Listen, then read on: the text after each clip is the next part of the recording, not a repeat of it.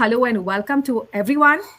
And if you've been with me on my journey for some time, you absolutely know how passionate I am everything women when it comes to women's leadership, their causes, their personas, their experiences, their journeys, their trauma, their health, their mental health. You absolutely know of my passion, my advocacy, my commitment to all these causes and themes. Today, we're going to pivot slightly and bear with me, stay with me here, because you know what? Collectively, we're all one entity, and this is a mutually integrated experience and existence that we have here across all genders. And I am so thrilled to have an expert such as Dr. Aninda Sidhana. Welcome, Aninda. Thank She you, is a Anushka. psychosexual, and let me say this straight, she's a psychosexual medicine expert, specialist, as well as a psychiatrist. And Aninda delves in this very, very nuanced and delicate space of mental health, gender roles, violence, sexual trauma, and the result and impact of this across both genders, and how to work through it, how to heal. So over to you, Aninda. Would love to hear about you, your background, and get this conversation started. Yeah, thank you, Naviksha. It's lovely connecting with you. I don't know, like it was a maybe just a fluke, like we got connected. And yes, I'm glad to have connected with you. And I'm a psychiatrist and a mental health professional. And another like is like my passion is to achieve gender equality. So it's like people think maybe I talk only about women mental health, but it's not like that. I am a psychiatrist first, and then I am a gender equality advocate or a gender-based violence advocate. So men's mental health matters too for me. And June is a men's mental health awareness month, so that is also important. I never knew of that, we have mental health months dedicated by gender.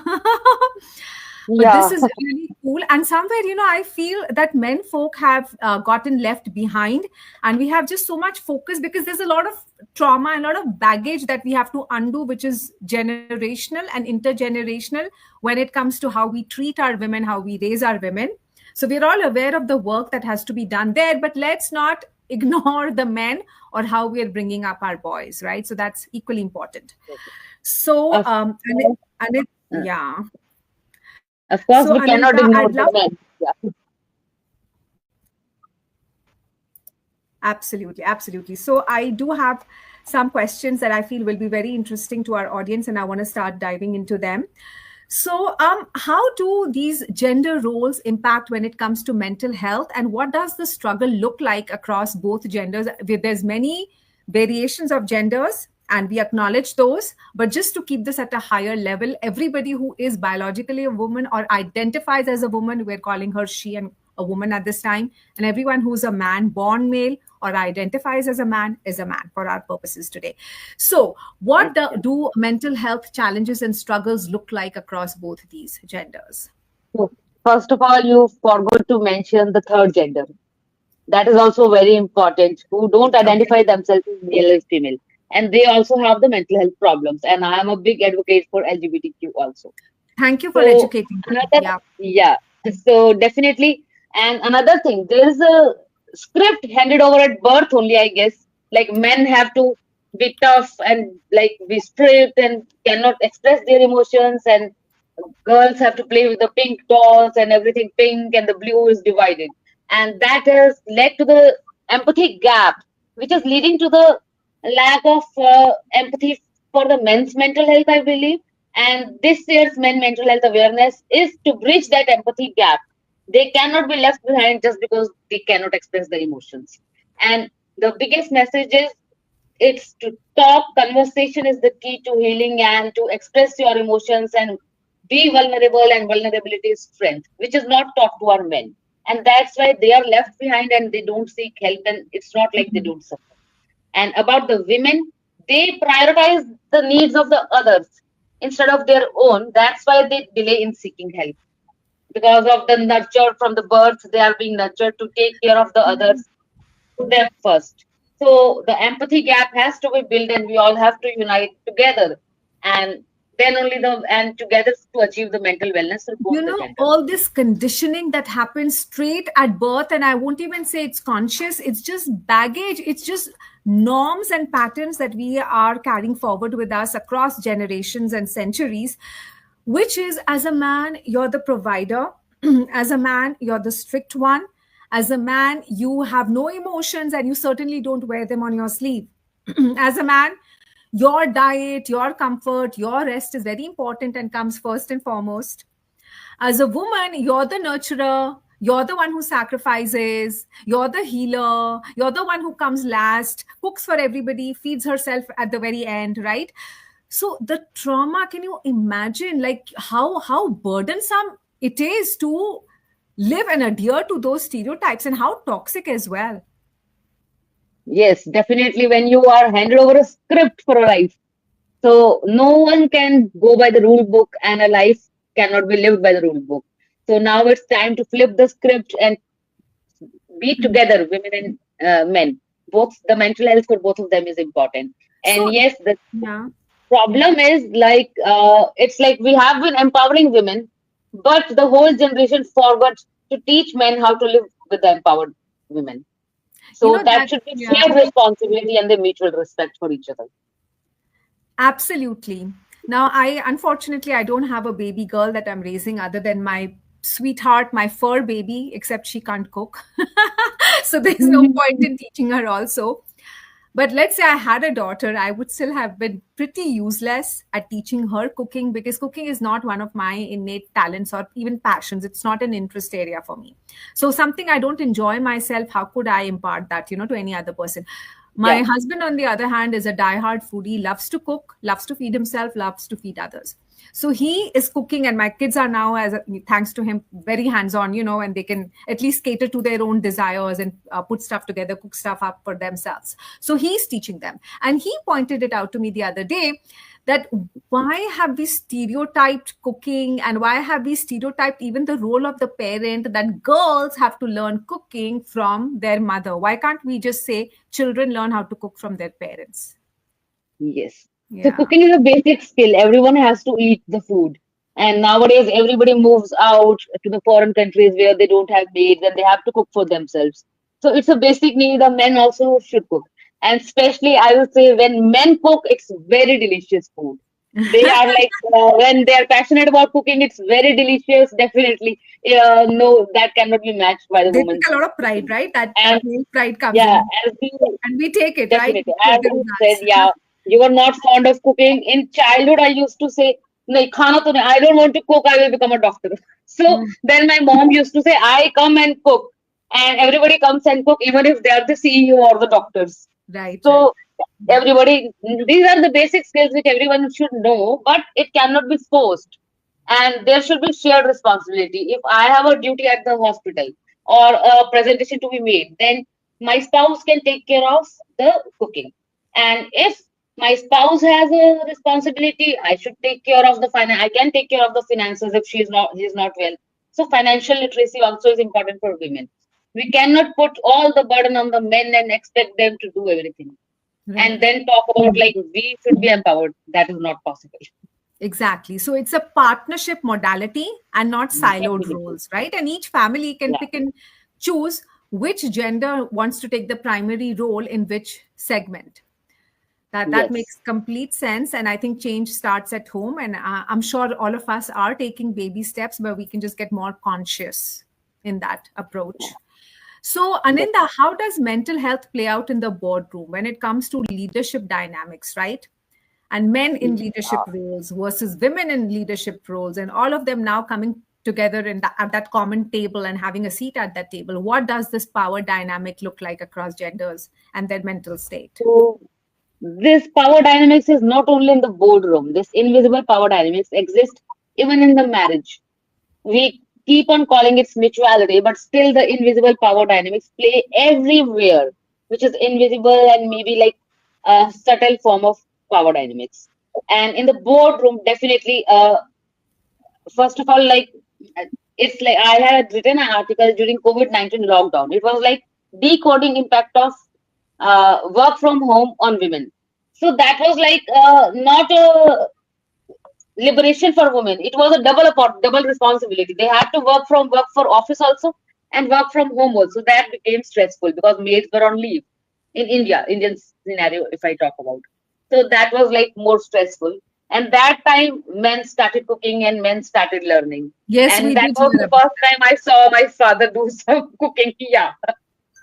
So that is like a shared responsibility is there. And in the boardroom, what happens like it's women have this imposter syndrome, first of all. Like, I have to be better, I have to do this, like Wonder Woman or the Superwoman role. And but also, if I go and send a pitch and a man comes with a pitch, same pitch, then even my boss will think, oh, she's a woman, definitely this pitch might not work well. In and due to this fear, the women get the imposter syndrome and they strive to be perfectionist and they strive to become better. So maybe their pitches are much better than the men and they are more hardworking to achieve that thing. So that power dynamics play a role, definitely, which should be changed by leadership roles. And now, anyways, women are playing a good leadership. And I always say it's not now women empowerment, women are in power now. In power. I love that. Women are Yeah, in instead power, of right? empower, Yeah. women are in power. And Yeah, always have been. It's just we need to change our lens of bias and recognize that fact. And in fact, you touched some raw nerves for me as well. So when I was within the corporate space and in leadership roles, Aninda, I always felt that self-imposed pressure that there's so much scrutiny. I imagined that there's extra scrutiny on me and that I have to justify my position. yes, that is there definitely. Self-doubt comes in the boss's mind, like, or they might like think, even in the hospitals, like while giving the duties, then they will think, oh, she might go to maternity leave, or she will take leave for the periods, which is normal phenomenon. Why?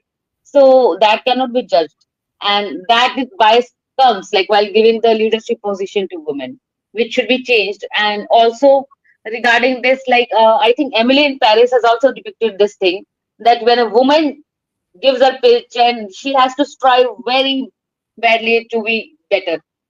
So that is there.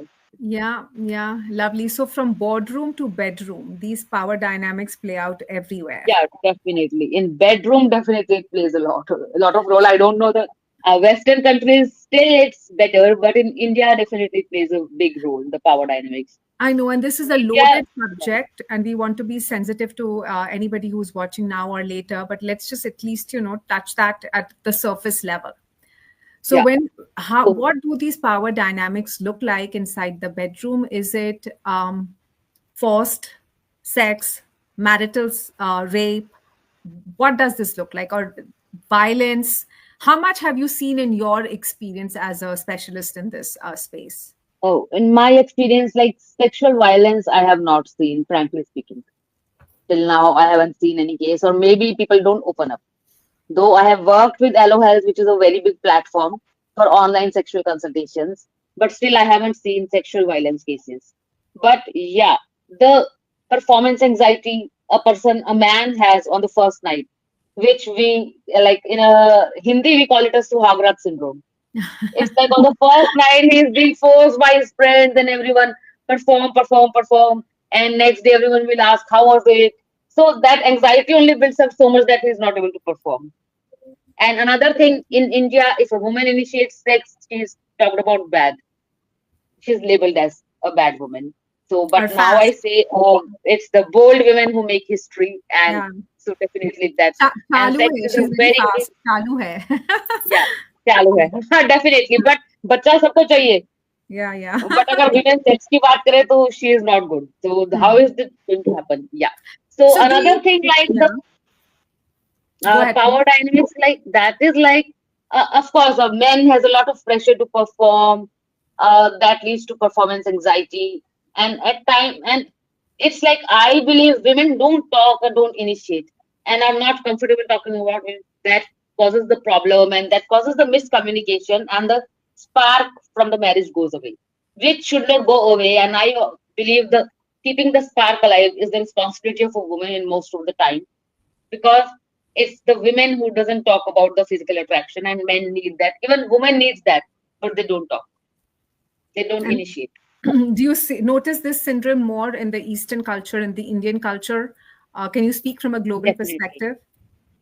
Yeah, I think like even on global platforms, if I talk, I have spoken in a podcast and I spoke to them about it. So they said it's same in a Western culture also. Like if a woman initiates it Mhm. at times when the conflicts happen, she's labeled. Till then, maybe she's not labeled. And in India, it's like I have written a blog, uh, like staying with in-laws and whether it is a blessing or a curse and having sex like while staying with in-laws.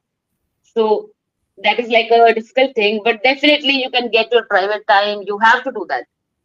You have to prioritize it because it is the intimacy that is a glue that holds your marriage together. So, what do you recommend?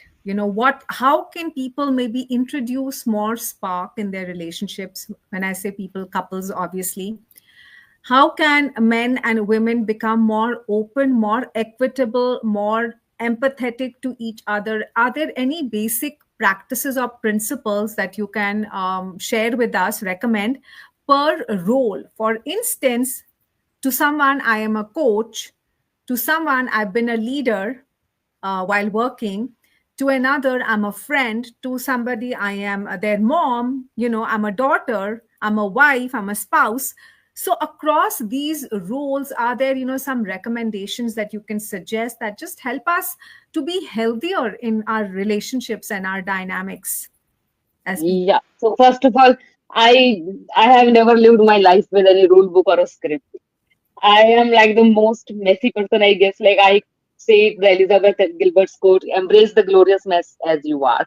So I don't move by the rule book and I believe rules are uh, especially relationships cannot go with the rule, definitely. They should go with the flow. But yes, about keeping the spark alive, it's like we can the initiating the normalize the conversation around sex. It should not be a stigma, even if a woman talks about it. And never stop being a girlfriend to your husband. And you can definitely plan the romantic date nights over the weekend, even if you don't have to spend so much of money. You can get scented candles, or you can just play the music which is soothing to you, dance, and do anything romantic and go on the long drive. So don't forget it. Like you have to be romantic, and that then that spark will not go away only if you do all these things.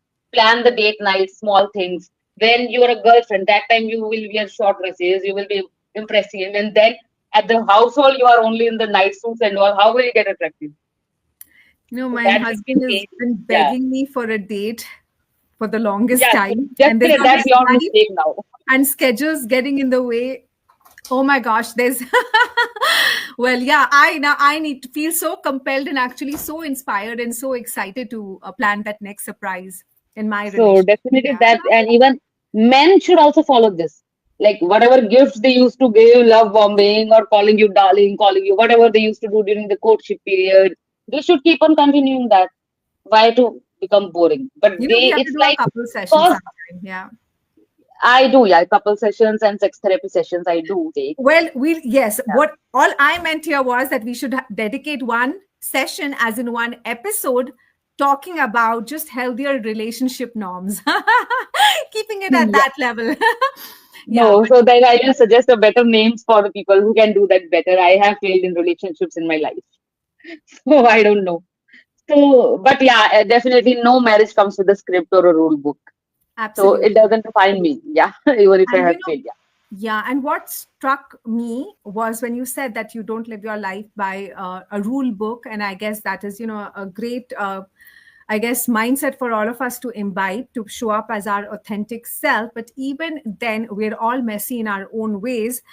But despite that, I feel the rule of thumb should be respect for the self first. That's Yes. Love absolutely yourself first. imperative. Self respect first, and then respect for everyone around us, regardless of your relationship or their place in the societal hierarchy or whatever that might be. I guess, despite not living our lives according to any set of rules, I guess a general rule should be personal respect and then interpersonal respect. So I think that is not a rule that is imbibed. Like, of course, the humility and the mutual respect is a basic thing which should be taught from the childhood. And Get the me change begins from home, raising your sons right and raising your daughters also right. Yep, yep. We have to respect people as people and not because of the hat that they wear or the title Yeah. that they have or the gender they belong to or identify with. So amazing insights, Dr. Sidhana. And I'm going to ask you this: that how can therapy be made more inclusive, more non-binary across different genders? So therapy is anyways inclusive. The first concept of being a therapist or being a psychiatrist is unconditional acceptance, non-judgmental attitude, and being empathetic. So whether a person belongs to a male or a female gender or a non LGBTQ community, the unconditional acceptance, non-judgmental attitude is the key, and empathy is the key. So therapy is anyways inclusive, but yeah, we should, like, there are many people who are not much, like, I don't say, like, I think Indian Psychiatric Society is definitely very well in this, in being inclusive, including everyone, and being empathetic, because that is taught in our curriculum. So but the in therapy, you should train your staff outside who is sitting there. If he disrespects a person, LGBTQ comes there and he is not respectful, then how can your inclusiveness work? So the start is like you should change it, like you should train your staff to be inclusive. Therapists and psychiatrists of Indian Psychiatric Society are definitely inclusive, I think. Yeah. So, how are we seeing this shift within the education system in India? Now, I live here in the US. I'm aware of how this is being handled in most schools, this part of the world. There are counselors available, there are separate clubs, there is, a space for transgenders or people who identify as homosexuals or non-gender agnostic. There are safe spaces and counselors available for them. How is this being handled, this movement or this coming out procedure being handled within schools in India? So uh, June is also a Pride month. So definitely, and I give most of the talks on coming out process and navigating the complexities. How the coming out, because coming out is not a process single time. One has to come out to the family, one has to come out to himself first. What is my identity? Then to come out to the closest family member, then the job is changed, then again come out. It's a lifelong process. And yes, now many corporate sectors have made the DEI courses and are making the places diversity, equity, inclusive. And in schools, consent and comprehensive sex education is being taken. Then there is a school mental health program which is run by an Indian Psychiatric Society is taking care of it. But like, I will now tell, like, I have a question. I read a book, like, who is raising our children? So right now, I don't think our children are being raised by parents or the teachers. The social media is the one thing which is raising our children. So that is like, so we have to control it. It cannot be like strict control, no at all. But yes, some supervision should be there, definitely, what children are watching. Because that is, they are, it's like social media. The adolescence movie had come and you have seen what it showed, like and redefining, even in that adolescence movie, a girl was being raised on the survival mode and boy Mhm. was uh, being aggressive, following the father's footsteps. So that is the thing, like, who Yeah. is raising children? And cinema plays a very important role in raising the children, and the media and what they are watching, they act definitely plays a role. And social media is so accessible. It's the most accessible, I guess, entity in lives of children, more accessible than your parents, your children, because it's at your beck and call, at, the whim fancy of your scrolling finger. So I guess there is this responsibility across all conscious creators, at least, what message you're putting out, what role models you are, molding yourself into, how you project yourself, because whether you choose it or you do not, that you're creating an influence on minds. You don't have to be an influencer to influence minds, right?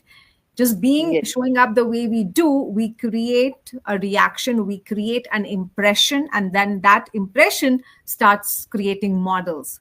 in the minds of at least young impressionable minds. So we all have collective responsibility here, and I guess as a parent or a caretaker, it's important not to spy on our children's social media activity, but at least to stay aware and mitigate risk, harm, danger, wrong choices, mistakes. Yeah. So WHO has a FIDES thing, which is like to control the misinformation and to regulate it, then misinformation is not being circulated around, in which they actually select the members and they spread the correct information about mental health, about health, everything. So that is the WHO FIDES. So one So should follow the authentic thing. Yeah. yes, absolutely. So, as we summarize our conversations for today, and I certainly hope that we get another opportunity to have you back and maybe get into some more deeper and some more complex issues when Yes, it comes definitely. to sexual differences and gender roles and gender dynamics and, the gray and the dark within this domain. So, but for today, is there any one use case story that you would like to anonymize and share with us, or any one experience from your own life, or something that you witnessed that, touched you and convinced you why So you have to continue on this path and do the work that you're doing? So, I the thing you said, like the character is not defined by what money and power you have. It is, I have seen that myself, and that character is actually how you treat a person who is below you. So, if money and power does not define the person's character, and education also, even the most educated people, that also does not define the character. So, how you treat others, and yes, another the most important message I will like to give is parents should raise their children right. They should raise their sons like so that anybody's daughter should not go for a therapy. And also, some boy who treats his wife as a queen is an example that he has been raised by a queen. And Um, another thing, definitely men's emotions also matter. If mhm. they men feelings have no gender, emotions have no gender, pain has no gender. This and all the more even during the separation or during any trauma, men are definitely suffering more because they are bottling up their emotions. So for me, the main message I want to give is the wrong notion मर्द को दर्द नहीं होता ऐसा नहीं है भाई मर्द को भी दर्द होता है. So men also cry and men should cry can talk. And Once this becomes normal, the bottled up anger will come out, and the conversations around men's mental health should be normalized, even about women also. But definitely, I am not biased at all that men don't suffer. I still believe men also suffer in the bad relationships, in marriages. Yeah. So but they don't talk about it, and in the end, it becomes as a anger. So anger is not one thing. Is the one thing which should not be this. So men should be taught to embrace the vulnerability. That vulnerability is strength. Being when you cry or when you talk about what is pinching you, what you feel is not right, that can be solved initially only. mhm. So At definitely, individual levels, we are all so vulnerable at that level of the yeah, individual. But when it comes definitely. to the system certainly has been toxified and the system has been rigged and configured in ways to overpower a particular gender and to, put greater force, greater liberties, greater rights, greater leverage into the other gender. The system has certainly been rigged and has been turned into something toxic and with agendas. But at the level of the person, we all have our own pain, we all have our own strengths, we all have our own vulnerabilities. And I really am touched by We are what you only said making the there, system. that It is human beings are only making the system. So change can yeah, bring from one person at a time. I right. always say like I am on a mission to engage men as allies and also championing mental wellness for both men and women by uniting together and igniting change one mind at a time. That is awesome. And I think the perfect ending note for our conversation today, and I'm going to use your tagline and just build on that, that ये सच नहीं है कि मर्द को दर्द नहीं होता, for sure. Of course. और ये भी सच नहीं है कि औरत है तो सती सावित्री ही होगी. वो सुपर वुमन भी हो Definitely. सकती है. Yes. Yeah. So Love. first of all, superwoman का myth should be busted. No, it's no wonder all the Wonder Women were unmarried. They didn't have the responsibilities No, but you're of super taking as a care of woman. everything. Not just super. Why even put parameters and criteria on what Yeah, no, no. being I'm super just looks telling, like? like, to carry it all is not like Yes, you should not not as take a the burden. burden of being a superwoman. Yeah, I you agree. should Not ask as a for help, burden. and Yeah. even men should ask for help. Yeah. Yeah. Super conversation with you today, Aninda. And thank you so much for enriching us with, basic education on what healthy existence and healthy relationships look like, and that they can start in the shape and form of very organic steps that we can all start inculcating and initiating in our own lives, starting with ourselves, extending to our families, First, you and should then go on a date. Then first, the change will start. yes, me and my. So for the next episode, I have to, Yeah. start off by giving you a recap on how that date went like. And yeah, that we can have a conversation, but go on a date and reignite your spark in your marriage. Yeah. My Yes, my spark is going to turn into a fire now, but I have to work on that. The spark is pretty intense. It's going to lead into a blazing fire now. Thank you so much. Okay. Yeah. Fiercely fire some time, awesome time talking to you today, That's Aninda. lovely connecting with you. Yeah. Lovely. Okay. Until next time. Lovely. Thank you all, folks. Thank Yeah. you for Thank joining you. people. Take care. Bye. Bye.